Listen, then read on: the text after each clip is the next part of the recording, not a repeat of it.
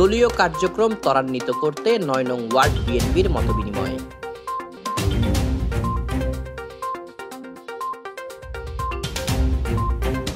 বিএনপির ভারপ্রাপ্ত চেয়ারম্যান তারেক রহমান কর্তৃক ঘোষিত রাষ্ট্র কাঠামো সংস্কার ও দলীয় কার্যক্রম ত্বরান্বিত করার লক্ষ্যে রাঙামাটি পৌর বিএনপির আওতাধীন ৯ নং ওয়ার্ড শাখার উদ্যোগে মতবিনিময় সভা অনুষ্ঠিত হয়েছে। মঙ্গলবার রাতে মোটেল জর্জে আয়োজিত সভায় প্রধান অতিথি ছিলেন পৌর বিএনপির সভাপতি এস.এম. শফিউল আজম। প্রধান বক্তা ছিলেন পৌর বিএনপির সাধারণ সম্পাদক মাহবুবুল বাসেদ অপু। বিশেষ অতিথি ছিলেন পৌর বিএনপির সিনিয়র সহসভাপতি বাচ্চু মিয়া ও সাংগঠনিক সম্পাদক মাহফুজ উদ্দিন।